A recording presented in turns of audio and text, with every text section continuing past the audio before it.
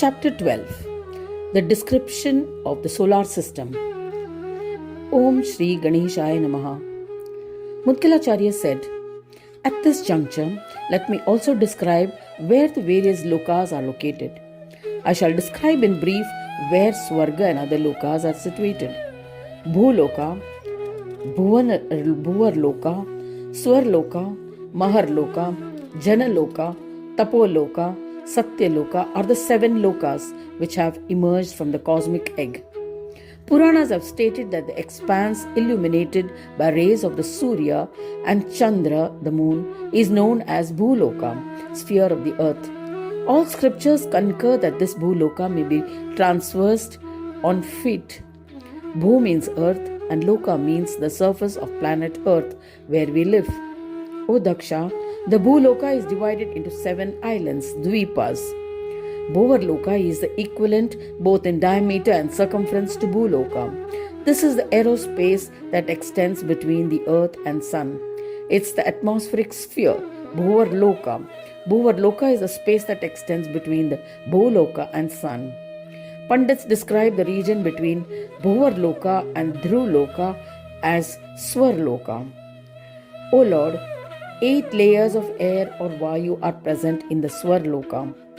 They are avaha, pravaha, annavaha, samvaha, vivaha, paravaha and parivaha. The outermost layer is paravaha. They may be correlated to the atmosphere, thermosphere, stratosphere, mesosphere and ionosphere. Note: in Vedic thought, Vayu includes the concept of space or Akasha. Space in motion is air, while air at rest is ether. There are 2 sides of Vayu, which is the unity of air and ether. Ether is the field in which Vayu as a force operates.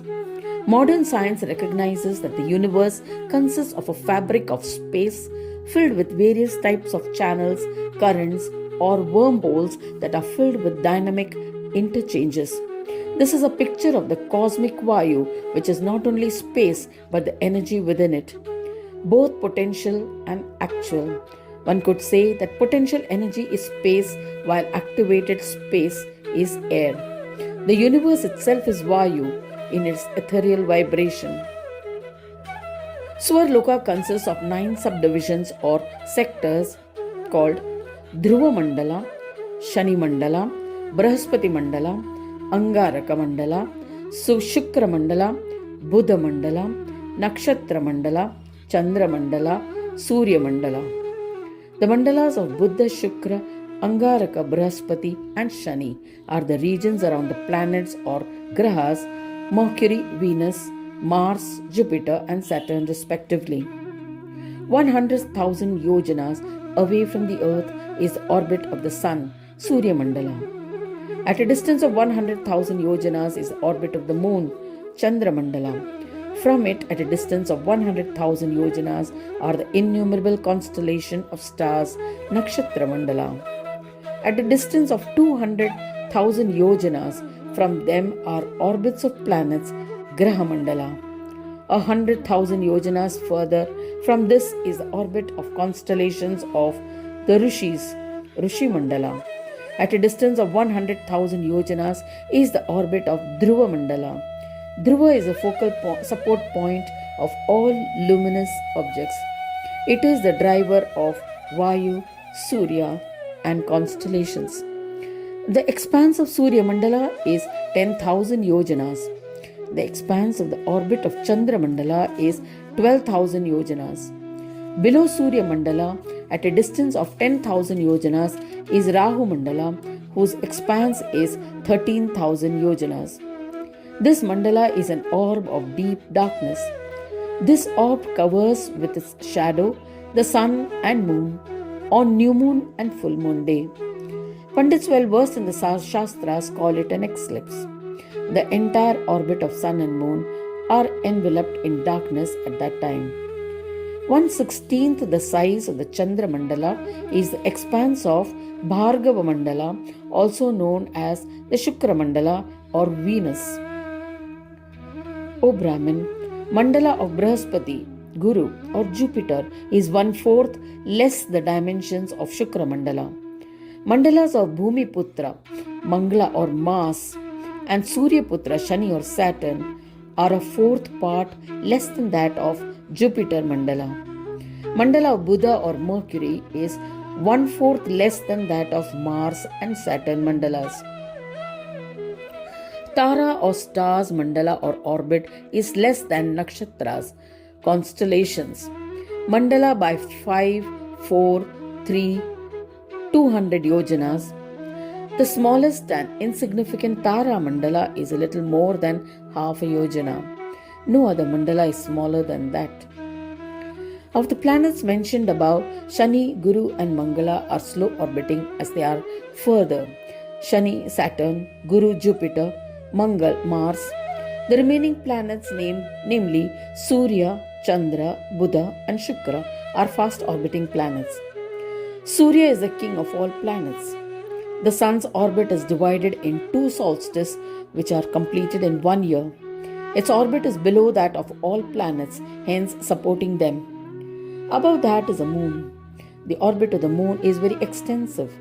The orbits of the constellations, the nakshatras, are above that of the moon. Above the nakshatra is Venus, Shukra. Above that is Mercury, Buddha. The planet Mars, Mangala, is above Buddha. Jupiter, Brihaspati or Guru, lies above it. Saturn, Shani, is even above it. Above Saturn is the orbit of a congregation of stars known as Saptarishi. The star Dhruva is located above the Saptarishi. The chariot of the sun is 9,000 yojanas in length. Its axle is 18,000 yojanas in length. From Dhruva, the axle is presumed to be at a distance of 100,000 yojanas. One wheel with 12 spokes rests on Mount Manasa at the other end of the axle. Assuming Dhruva at the center, if we draw a circle with a radius of 100,000 yojanas, it will map the orbit of the sun. These 12 spokes represents the 12 zodiac signs. Gayatri is one of the 7 and a chief horse yoked to the chariot and represents the 7-meter mantra.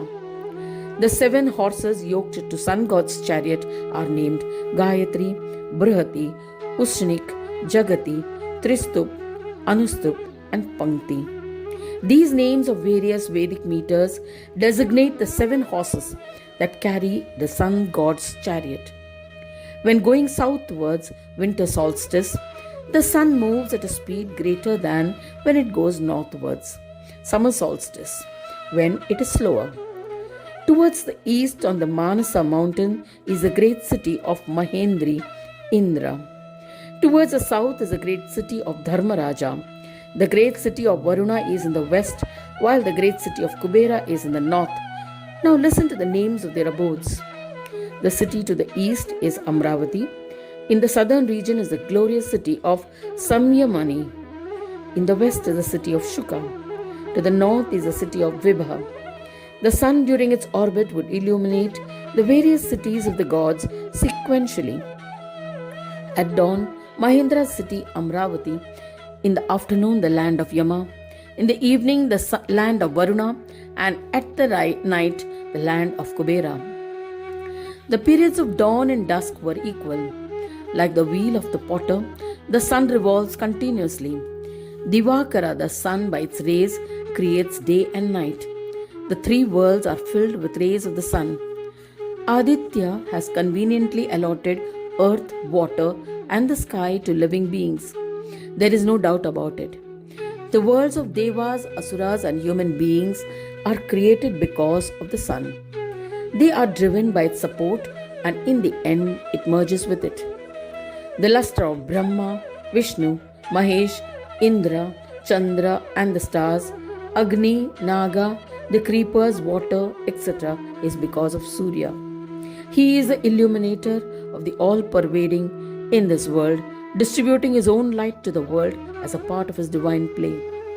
In this manner, Sarvatma, the Atma or essence of all, the Lord of all, the one who determines the karmas of all 3 worlds, Surya is an amsha of Ganesha. Thus ends the 12th chapter titled The Description of the Solar System in the second khanda of the Purana Upanishad Srimad Mudgal Puran, describing the legends of Ekadanta. Dedicated to Shri Gajanana. End of chapter 12.